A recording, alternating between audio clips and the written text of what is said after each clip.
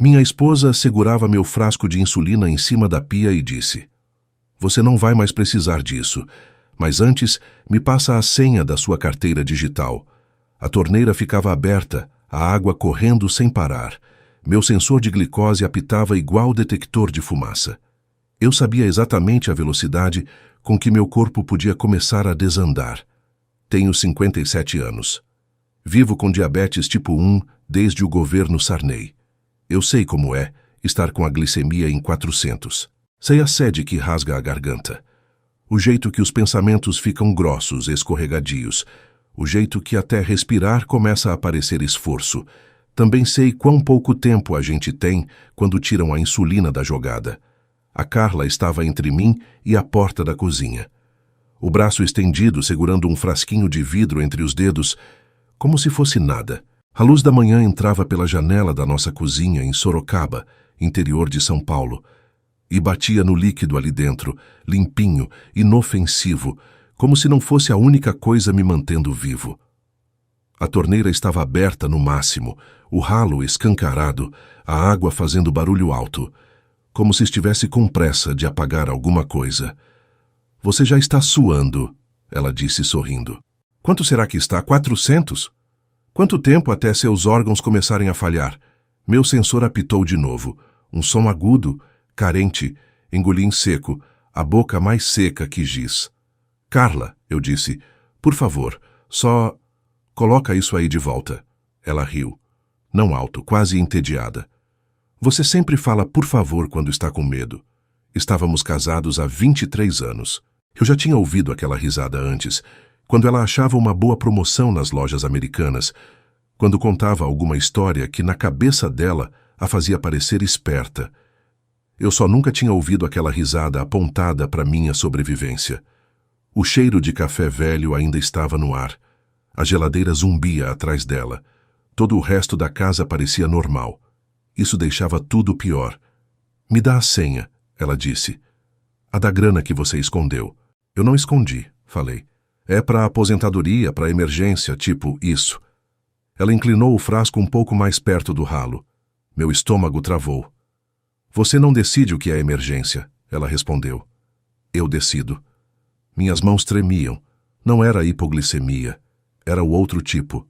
O tipo que vem quando seu corpo está cheio de açúcar que não consegue usar e seu coração começa a bater como se quisesse fugir. Eu sentia o calor no rosto, o suor nas costas. Eu precisava de água. Eu precisava de insulina. Eu precisava que ela parasse. Eu te arrumo dinheiro", falei. "A gente pode falar com o banco, a gente pode..." Ela balançou a cabeça e deixou o frasquinho tombar só o suficiente para um pinguinho de insulina cair na pia. Gotas transparentes sumiram pelo ralo. "Isso é uma amostra", ela disse, "para você ver que eu tô falando sério." Algo quebrou dentro do meu peito. Eu avancei por impulso, mas ela deu um passo para trás e levantou a voz, agora cortante. "Não." A cozinha girou um pouco. Minha visão começou a borrar nas bordas, igual TV com antena ruim. Dei um passo para trás, me apoiando no balcão. O laminado da bancada parecia escorregadio sob minhas mãos. Pensei na garagem, pensei no carro, pensei em quanto tempo eu ainda ia ficar em pé sem desabar. "A senha", ela repetiu. Eu não respondi. O rosto dela mudou, ficou mais duro. Ela inclinou o frasco de novo. "Carla", eu disse, "você vai me matar." Ela parou o tempo suficiente para realmente olhar para mim, como se estivesse medindo alguma coisa. "Você está dramatizando", ela disse. "Vai ficar bem assim que cooperar." Ela despejou o resto da insulina na pia. "O barulhinho do vidro fino batendo na louça branca vai me acompanhar para o resto da vida." Cambaleei para trás, o calcanhar enroscando na beirada do tapete. Meu sensor apitou de novo, mais alto, mais urgente. Minha respiração ficou rasa. Eu senti um gosto de metal no fundo da boca. "Vou chamar ajuda", eu disse, embora meu celular estivesse em cima do balcão, atrás dela. Ela olhou para o celular, depois para mim. "Você não chega a tempo. Eu não lembro de ter decidido me mexer. Eu só fui." Disparei em direção à garagem, o ombro batendo no batente da porta. Ela gritou alguma coisa atrás de mim, mas eu já estava lá, tateando pelo interruptor, tropeçando perto do cortador de grama. O mundo foi ficando estreito. Cada passo parecia andar dentro de um mel grosso. Peguei as chaves. Cheguei até o carro. Sentei. Aí a náusea veio com tudo. Me inclinei para frente, tentando vomitar, mas não saía nada, o peito ardendo. Eu sabia que não dava para dirigir daquele jeito. Sabia que talvez eu não conseguisse voltar para dentro de casa. Foi aí que ouvi uma voz. Tomás era o seu Francisco. Ele morava 2 casas depois da minha. 60 e poucos anos, farmacêutico aposentado. Aquele tipo de vizinho que ainda acena quando vai pegar a correspondência. Ele estava parado na calçada, com a preocupação estampada no rosto. Tá tudo bem? Ele perguntou. Tentei responder. Saiu só um ruído rouco. Em segundos ele estava do meu lado. Cheirava a loção pós-barba e vento frio. Ele viu meu rosto, o suor, o tremor. Você é diabético, né? Ele perguntou. Assenti. Sua insulina? Balancei a cabeça, negando. Ele não perguntou o motivo. Correu até o carro dele e voltou com uma bolsinha térmica pequena. Caneta de emergência, disse. Aplica isso agora. Eu tremi tanto que errei na primeira tentativa. Ele segurou minha mão firme, me ajudando. O alívio não veio na hora, nunca vem. Mas eu consegui respirar de novo. A sirene veio depois.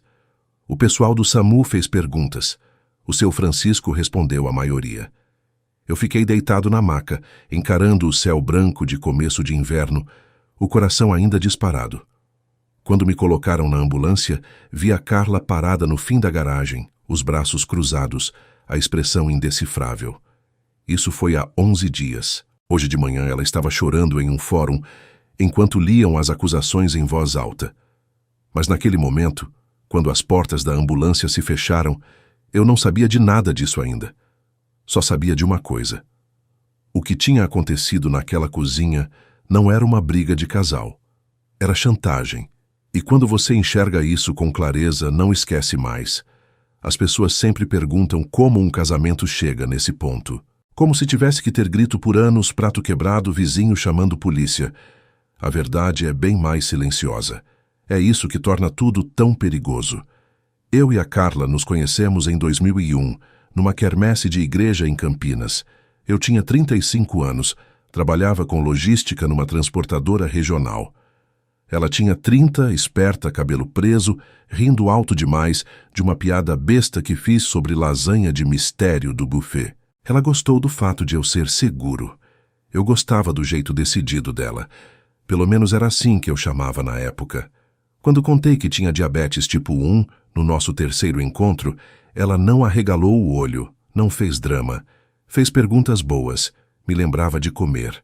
Uma vez, quando minha glicemia despencou durante um filme no cinema, ela me levou voando para uma farmácia 24 raros e comprou meia sessão de doces e balas, como se estivesse montando um bunker.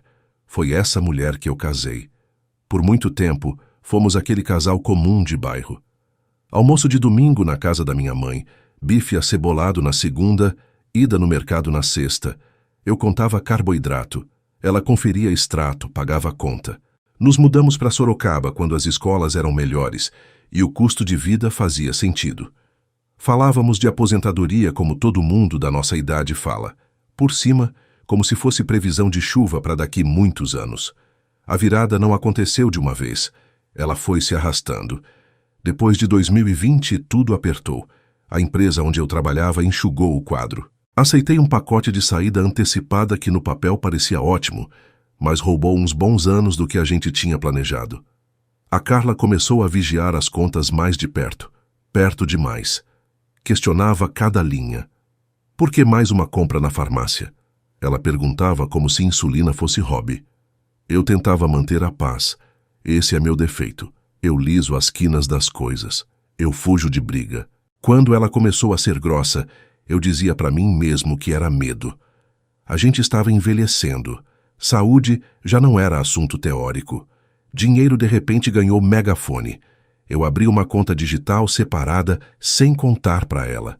Não para esconder dinheiro da esposa. Eu dizia para mim mesmo, mas para proteger. Dinheiro de aposentadoria, dinheiro para emergência, dinheiro da dignidade. Eu nem usava termo bonito. Era só algo que ela não pudesse zerar num surto de pânico. Esse segredo envenenou as coisas mais rápido do que eu esperava. Ela começou a fazer perguntas que não eram exatamente perguntas. Você ainda tem acesso a tudo, né? Você não está escondendo nada de mim, né? Eu dizia que não, porque explicar parecia mais difícil do que mentir. Disso eu me arrependo hoje. As piadas dela começaram a ter corte. Deve ser bom, ela dizia, ter regra especial só para você por causa desse negocinho aí. Uma vez ela riu e falou, se um dia eu quisesse ter controle sobre você, era só esconder sua insulina. Eu ri junto, não devia. Na primeira vez que ela mexeu no meu celular, disse que foi sem querer. Na segunda, disse que cônjuge não podia ter segredo. Na terceira, nem se preocupou em inventar desculpa. Eu tentei conversar. Juro que tentei. Uma noite depois do jantar falei, às vezes você me assusta. Ela revirou os olhos. Você se assusta sozinho. Eu só reajo. Foi aí que comecei a anotar as coisas. Não porque eu planejava vingança, mas porque minha memória parecia escorregadia perto dela. Anotava a data, o que foi dito, como eu me senti. Vício de quem já trabalhou com logística. Registrar tudo. Documentação me acalmava. Aquela manhã na cozinha não veio do nada. Veio de meses dela se sentindo no direito de decidir o que era mais importante. Minha saúde ou o medo dela de perder controle. Quando recebi alta do pronto-socorro naquele dia, a enfermeira olhou firme nos meus olhos e disse, Seu Tomás, segurar a insulina de alguém pode matar essa pessoa. Falou calmo como quem explica que fogo queima. Essa frase grudou em mim. Em casa, a Carla fingiu normalidade. Fez sopa. Perguntou se eu precisava de alguma coisa. A atuação quase convenceu. Se eu não tivesse o medo ainda zumbindo nos ossos, talvez eu tivesse acreditado. Naquela noite, enquanto ela dormia, entrei na minha conta digital. Lá estava. Uma transferência. R$ 500. Depois outra. Valores pequenos para quem não está atento. Grandes o suficiente para dizer que algo tinha mudado. Sentei na beirada da cama, o coração batendo forte, e percebi algo mais gelado que a raiva. Ela não estava improvisando. Ela estava testando limites. No dia seguinte, conversei com o seu Francisco como quem não quer nada. Só um café, papo de portão. Ele não me disse o que fazer. Falou do que já tinha visto na farmácia. Gente que mexe com o remédio dos outros. Ele disse, não para só porque você pede com jeitinho. Eu não queria acreditar isso da minha esposa. Mas a verdade não precisa que a gente acredite para existir. 3 dias depois, achei um papel dobrado na gaveta de bagunça enquanto procurava pilha. Um cartão de visita preso num formulário. Consulta sobre curatela procuração. Terça-feira, às 10 horas. Minha mão ficou gelada. Sentei à mesa da cozinha, a mesma onde minha insulina tinha ido para o ralo. E pela primeira vez, enxerguei o desenho completo do problema. Não era sobre dinheiro. Não era sobre raiva, nem só sobre casamento. Era sobre controle. E se eu não agisse com cuidado, dentro da lei e em silêncio, da próxima vez o cronômetro não ia parar no caminho para o hospital. A coisa sobre cruzar uma linha é que muitas vezes você só percebe depois. Não é que você sinta o clique na hora. Às vezes você olha para trás e percebe que o chão de onde veio já não é o mesmo. Depois do dia do pronto-socorro, eu comecei a prestar atenção de um jeito que nunca tinha prestado. Não paranoico, focado. Tem diferença. Quem vive com diabetes tanto tempo aprende a notar padrão. O jeito que o corpo avisa antes do número disparar, o jeito que o estresse entra no sangue antes de você conseguir se convencer de que não é nada. A Carla percebeu também. Ela me via observando. A cozinha ficou silenciosa nos dias seguintes. Sem piada, sem alfinetada. Só uma educação cuidadosa, ensaiada, que parecia máscara. Ela perguntava da minha glicemia, mas já não era como antes, não era preocupação, era coleta de dados. Eu mudei meus frascos e canetas de lugar. Não contei para ela onde estavam. Deixei uma caneta no meu antigo porta-arquivos de trabalho. Uma no porta-luvas do carro, outra na casa do seu Francisco. Odeio viver assim, escondendo coisa dentro da própria rotina. Mas eu odiava mais ainda a alternativa. Toda vez que eu fazia isso, uma parte de mim sussurrava, Ela é sua esposa, você não devia precisar disso. Outra parte respondia: você também não devia precisar sobreviver dentro da própria casa. Os efeitos ficaram no corpo. O estresse deixava meus números altos mesmo quando eu comia certinho. A boca vivia seca. O sono vinha em pedaços curtos. De madrugada, eu acordava achando que tinha ouvido barulho de torneira. Minha cabeça tinha decidido que aquele som significava perigo. 3 dias depois do episódio da pia, a Carla me pediu o celular. O meu tá travando, ela disse. Só quero ver um negócio rapidinho. Entreguei, porque dizer não ia virar briga. Ela rolou a tela por tempo demais. O dedão deslizando com familiaridade de quem já tinha fuçado antes. Quando devolveu, o sorriso não chegou nos olhos. Você devia tomar mais cuidado com senha, ela falou. Naquela noite, depois que ela dormiu, entrei de novo na conta digital. Outra transferência. R$ 900 dessa vez. Mesmo destino, mesmo aparelho, mesmo padrão de horário. Fim de noite, quando ela sabia que eu estaria cansado. Sentei ali, o coração disparado, e senti algo se encaixar dentro de mim. Ela não estava em pânico, não era impulso, ela tinha um sistema. No dia seguinte, marquei consulta com meu endocrinologista. Contei tudo. Sem exagero, sem novela. Só fatos. Ele se recostou na cadeira, juntou as mãos e disse algo que tirou toda a emoção da história do jeito mais frio possível. Se alguém segura de propósito a insulina de um diabético, isso não é briga de casal. Isso é colocar a sua vida em risco. Ele escreveu uma carta ali na minha frente. Linguagem simples, clínica, tempo estimado para entrar em cetoacidose, risco de óbito, impacto do estresse nos níveis de glicose. Dobrei o papel com calma e coloquei no bolso do casaco como se fosse uma espécie de armadura. Na volta para casa, parei num posto na rodovia, ali na Castelo Branco. Minhas mãos tremiam. Minha glicemia tinha passado de 300, não por comida, mas por adrenalina. Sentei num banco duro de plástico e fiquei respirando fundo, vendo o caminhão passar em velocidade, motorista da minha idade só querendo chegar vivo em casa. Fiquei pensando quantos deles sabiam quão frágil tudo realmente era. Naquela noite, a Carla apertou mais um pouco.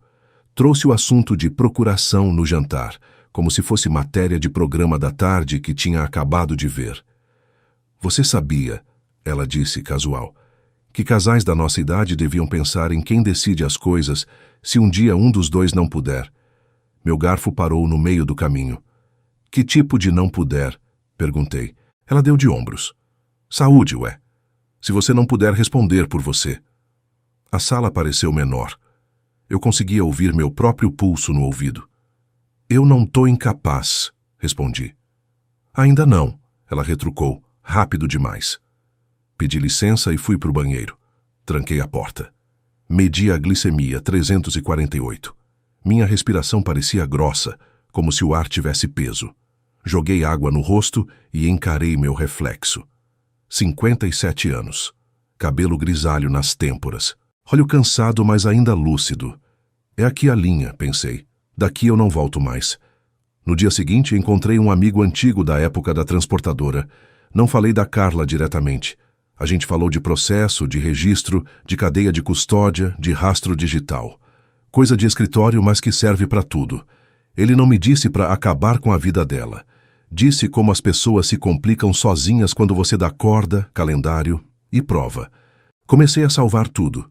Print de tela, comprovante de banco, mensagem, histórico de alarme do sensor. Não mudei nada. Eu não armava a situação, não provocava crime. Só deixava ela continuar sendo quem estava se tornando. Uma noite, quase me pegou no flagra. Entrou na cozinha enquanto eu fotografava o espaço vazio onde a insulina costumava ficar na geladeira. Por meio segundo, nossos olhos se cruzaram. Meu coração bateu tão forte que doeu. O que você está fazendo? Ela perguntou. Inventário, respondi. O médico quer que eu seja mais organizado. Ela me encarou, depois deu uma risadinha. Ótimo, disse. Gosto quando você ouve profissional. De novo aquela risada. A que antes não significava nada. Dormi de tênis naquela noite. Chegou o domingo. Vamos para a missa, a Carla insistiu. Ela queria testemunha, comunidade. a imagem da esposa preocupada. Eu fui. Sorri, cumprimentei o povo. Ouvi elogios sobre a saúde, graças a Deus. Minha glicemia subiu só de ironia. Na saída, no estacionamento, ela apertou meu braço um pouco forte demais e sussurrou. Sorri. As pessoas reparam. Ali eu tive certeza. A cena da pia não tinha sido o fim. Tinha sido ensaio. E o próximo passo ia decidir se eu ia continuar vivendo em silêncio ou finalmente riscar uma linha que ela não pudesse atravessar. Eu não acordei num belo dia com um plano perfeito e a consciência limpinha. O que eu tinha era um nó no estômago e um calendário com datas circuladas de lápis. Depois dos 50, a gente não corre atrás de vingança. Primeiro vê a pressão, a glicemia, depois pensa. Comecei fazendo a única coisa que eu vinha evitando há meses, pedir ajuda. Quieto, na lei, sem contar nada para Carla. O núcleo de assistência jurídica ficava numa rua meio escondida, atrás de uma galeria com salão de beleza e escritório de contabilidade. Sentei numa cadeira dura de plástico, apertando uma pasta de papel pardo como se fosse boia de piscina. A advogada que me atenderam, uma mulher nos 40 e poucos com o olho cansado, não se assustou quando falei da insulina. Ela perguntou: datas, horários, quem viu, se eu tinha laudo médico, testemunha, prova das transferências. Empurrei a pasta para ela. Ela folheou tudo com calma, assentindo. Você fez certo em anotar tudo, ela disse. E fez mais certo ainda em não confrontar ela de novo. Essa última parte doeu, porque tudo em mim queria olhar para Carla e perguntar na lata como ela conseguiu fazer isso comigo. Mas querer e sobreviver são duas coisas bem diferentes. Meu endócrino entrou em cena de novo. Ajustou dose, trocou horário, mexeu nos detalhes. Mas, mais importante do que isso, colocou a situação no papel de um jeito que qualquer juiz entenderia. Estresse crônico elevando glicemia, risco de DKA, cetoacidose diabética, acelerada em caso de interrupção do acesso à insulina. As palavras eram simples, frias. Não acusavam ninguém pelo nome. Só descreviam as consequências. Estresse, ele disse, batendo com o dedo no papel, pode te matar devagar. Falta de insulina pode te matar rápido. Os dois juntos. É uma combinação perigosa. Na volta, peguei o caminho mais longo. Entrei num posto na rodovia de novo. Minhas mãos tremiam, a glicemia passando de 300. Mais uma vez, não por comida, mas por puro medo. Sentei num banco de concreto e fiquei vendo o carro cruzar, respirando fundo. Um pouco envergonhado de admitir que, depois de décadas controlando uma doença, o maior risco agora não era meu corpo, era meu casamento.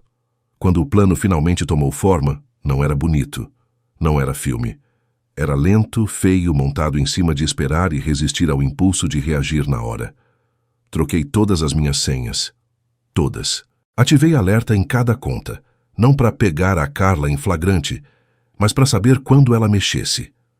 Passei a salvar tudo na nuvem, em lugares onde ela não tinha acesso. Parei de discutir, parei de explicar, virei chato, previsível. Isso assustou mais ela do que qualquer grito meu teria assustado. A primeira quase aconteceu numa quarta à noite. Entrei na cozinha e encontrei a Carla parada na frente da geladeira, porta aberta, remexendo tudo. Tá procurando o quê? Perguntei, tentando deixar a voz neutra. Ela não virou. Ideia para o jantar. Ela deslocou a caixa de leite. Por um segundo, achei que fosse achar a caneta de insulina que eu tinha colado atrás da gaveta de legumes. Meu coração martelou tanto que achei que ela fosse ouvir. Aí ela fechou a porta. Acho que vou fazer uma sopa, disse, como se nada estivesse acontecendo. Fui direto para o banheiro e medi a glicemia, 320. Sentei na beirada da banheira até as pernas pararem de tremer. A segunda quase foi pior. Ela veio para cima de mim com o celular na mão, balançando o aparelho na minha frente como se fosse prova de crime. Por que você trocou a senha do seu telefone? Atualização de segurança, respondi. O médico falou para eu diminuir estresse. Ela riu. Agora seu médico dá conselho de tecnologia também? Eu quase falei tudo ali. Quase disse que sabia das transferências. Quase contei que tinha cópia de cada coisa que ela fez. Mordi a língua tão forte que senti gosto de sangue. Vou dar uma volta de carro, falei, em vez disso. Dirigi sem destino por quase 1 hora, os pensamentos correndo mais rápido que o carro. Quando voltei, ela estava calma de novo. Calma demais. No meio desse caos todo, eu ainda precisava fazer o básico: me manter vivo. Isso significava montar uma logística de insulina que, sinceramente, é humilhante para um homem casado. Deixei caneta reserva no porta-malas. Outra num gaveteiro trancado na casa do seu Francisco. Outra no meu antigo armário lá no galpão da empresa que ninguém mais mexia. Eu odiava cada passo disso. Me fazia sentir fraco, paranoico, mas também me dava algumas horas de sono a mais. Encontrei um amigo antigo de logística num boteco simples ali perto da Marginal. Falamos de sempre: processo, auditoria, erro que só aparece quando alguém tenta fazer as coisas com pressa. Ele nunca falou "se vinga". Falou: deixa o tempo e os registros trabalharem por você. Gente que acha que está no controle demais, relaxa. E quando relaxa, erra. Chegou o outro domingo. De novo, Carla insistiu: vamos à igreja. Ela queria a imagem. Eu entreguei. Cumprimentei todo mundo. Sorri. Ouvi sermão sobre honestidade e compromisso. Senti minha glicemia subir só de hipocrisia no ar. Na saída, no estacionamento, ela apertou meu braço e sussurrou: tá melhor. Continua assim. Eu sabia exatamente o que assim queria dizer. Naquela noite, sentei à mesa da cozinha muito depois dela ir dormir. Espalhei minhas anotações, laudo médico, extrato de banco, datas, alerta do sensor, tudo limpo, tudo objetivo. Minhas mãos finalmente estavam firmes. O plano não era destruir a Carla, era apertar o freio desse cronômetro. E o próximo passo ia deixar tudo público. O fórum não cheirava a justiça, cheirava a desinfetante velho, madeira encerada e gente nervosa. Os bancos reclamavam alto cada vez que alguém se mexia. Em algum lugar atrás de mim, alguém tossia sem parar. Eu sentei na mesinha à esquerda, mãos juntas, costas retas, tentando manter a respiração devagar. Usei o mesmo paletó cinza de velório e casamento. A Carla estava do outro lado, com a advogada. Caixinha de lenço de papel já aberta na frente dela, como se fosse parte do figurino. Ela parecia menor ali, mais pálida, não frágil, calculada. O tipo de pessoa que sabe exatamente em que momento enxugar o olho para causar impacto. Tinha gente da igreja no fundo. Reconheci alguns sem precisar virar. Vizinhos, um casal com quem a gente tinha jantado meses antes. Senti minha glicemia subindo, aquela pressão conhecida atrás dos olhos. Estresse faz isso. Concentrei no som da minha própria respiração. O oficial deu a ordem, todo mundo levantou. A juíza entrou. Dona Marta, uns 60 e poucos anos, cabelo preso, óculos na ponta do nariz. Não sorriu. Não precisava. A promotora começou com o básico. Meu nome, o dela, casamento de mais de 20 anos, Sorocaba, interior de São Paulo, fim de semana prolongado, diabetes tipo 1, insulina como medicamento essencial à vida, sem adjetivo, sem novela. Depois veio a parte dura, os laudos. Prontuário do pronto-socorro. Relatório do meu endocrinologista explicando o que acontece quando a insulina é tirada de um diabético. Quão rápido a cetoacidose aparece. Quão rápido a pessoa pode morrer. Os minutos pareciam horas enquanto ela lia em voz alta. Eu encarava a mesa, o maxilar travado. Depois vieram os extratos, as transferências projetadas num monitor, os valores destacados, 500, 900, sempre tarde da noite, sempre do mesmo aparelho. O advogado da Carla tentou interromper uma vez. A juíza negou sem nem levantar o olho. E aí veio o vídeo. A Carla enrijeceu na cadeira. O áudio tomou conta da sala antes mesmo da imagem aparecer. Som de torneira aberta, o apito distante do sensor, minha voz fraca dizendo "por favor". A voz dela veio logo depois, calma, quase divertida. Você já tá suando. Quanto será que tá? 400? Um murmurinho percorreu as fileiras de trás. Na tela, a mão dela segurando o frasquinho de insulina sobre a pia, inclinando, parando, depois o respingo. Eu não olhei para o monitor. Não precisava. Eu lembrava de cada segundo. Quando o vídeo terminou, a sala ficou muda. Aquela mudez que pesa no ouvido. A juíza se inclinou para frente, não olhou para os advogados, olhou direto para Carla. Isso, disse num tom baixo e firme, não foi uma discussão de casal. A Carla começou a balançar a cabeça, chorando mais alto. Você não deixou de dar carinho, continuou a juíza. Você não discutiu por dinheiro. Você transformou o remédio que mantém a pessoa viva em arma. A Carla desabou de vez, não um chorinho controlado. Soluço, ombro sacudindo, mão no rosto, finalmente usando o lenço de papel que estava lá desde o começo. Alguém atrás de mim sussurrou. Meu Deus! A juíza esperou. Deixou o barulho se apagar sozinho. Eu já vi muito divórcio azedo aqui dentro, ela disse. Mas isso não tinha a ver só com bens. Você não estava segurando uma senha. Ela fez uma pausa. Você estava segurando um cronômetro. O martelo bateu uma vez. Leram as acusações. Colocar a vida em risco, exploração financeira, manipulação de prova. A Carla chorava mais. O advogado botou a mão no braço dela. Ela não olhou para mim. Nenhuma vez. Eu senti algo soltar dentro do peito. Não era alívio, não era vitória. Era ar. Quando a audiência acabou, as pessoas se juntaram em grupinhos, cochichando. Um homem da igreja balançava a cabeça devagar. Uma mulher evitou meu olhar. Outra encontrou o meu e só assentiu, em silêncio. Lá fora, o ar frio bateu no meu rosto. Cheiro de rua, de vida normal. O seu Francisco estava encostado no corrimão da escada, mãos no bolso. Não disse nada, nem precisava. Enquanto eu caminhava até o carro, o celular vibrou. Alerta de glicemia. Alta, mas estável, controlável. Pela primeira vez em semanas, o tic-tac não estava mais na minha cabeça. Tinha acabado. Ou pelo menos eu achava que tinha. 2 dias depois da audiência, eu me mudei. Sem cena, sem porta batendo, sem discurso. Coloquei o que era meu na caçamba da caminhonete velha e dirigi uns 20 minutos até um apartamento simples em Votorantim, cheiro de tinta recente e de comida dos vizinhos. O silêncio foi o primeiro choque, sem passo no corredor, sem suspiro impaciente, sem barulho de torneira abrindo do nada. Nada acontecia ali se não fosse eu que decidisse. Isso pesou mais do que eu achei que pesaria.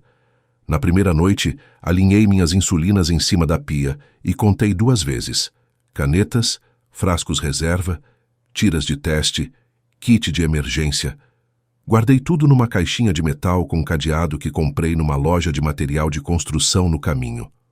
Senha só minha. Fiquei ali parado mais tempo do que precisava, ouvindo o cleque do cadeado, deixando meu corpo entender. Seguro. O sono veio picado. Minha cabeça reprisava a imagem da pia, a risada dela, o respingo no ralo. Trauma não pede licença. Ele só entra. Acordei 2 vezes para olhar o sensor, mesmo com número bom. Velho medo misturado com cicatriz nova.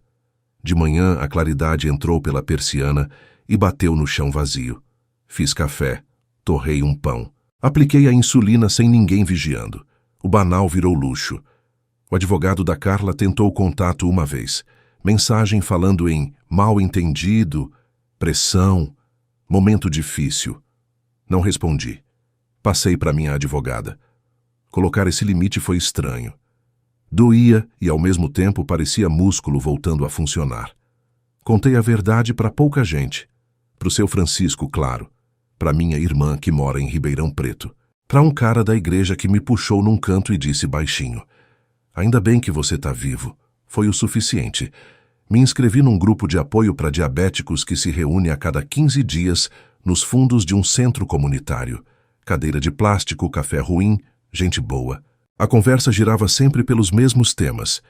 Preço da insulina, alarme de sensor apitando de madrugada, truquezinho que cada um inventou para continuar em pé dentro de um corpo que exige negociação o tempo todo. Eu não contei tudo de cara. Nem precisava. O que mais me surpreendeu foi a falta de ódio.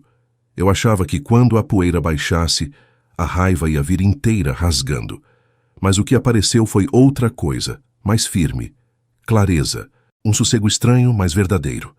Para mim, vingança não foi ver a Carla chorando, nem ouvir a juíza falando aquilo tudo. Foi acordar um dia e saber que minha sobrevivência não dependia mais do humor de outra pessoa. Comecei a caminhar à noite, só em volta do quarteirão. Grama aparada demais, luz de varanda acendendo, cachorro latindo atrás de portão. Vida normal acontecendo, sem saber da minha história, linda justamente por não saber. Com o tempo, minha glicemia foi voltando para o eixo. Estresse tem gosto. E esse gosto, enfim, começou a sumir. Aprendi algo que eu queria ter aprendido antes. Dignidade não é ser durão. Dignidade é riscar uma linha onde a sua sobrevivência começa e não voltar a cruzar essa linha por ninguém. Se você está ouvindo isso e alguma parte te deu aquele desconforto conhecido, presta atenção. Controle vestido de amor ainda é controle. E a sua saúde e a sua vida não são ficha de negociação. Se essa história te fez pensar em alguém, compartilha com uma pessoa de confiança. Conversa. Não precisa esperar chegar na pia nem no fórum. E se você ficou comigo até aqui, até o fim mesmo, obrigado. Eu leio cada comentário. Eles pesam mais do que você imagina. Cuidem de vocês. De verdade, se cuidem.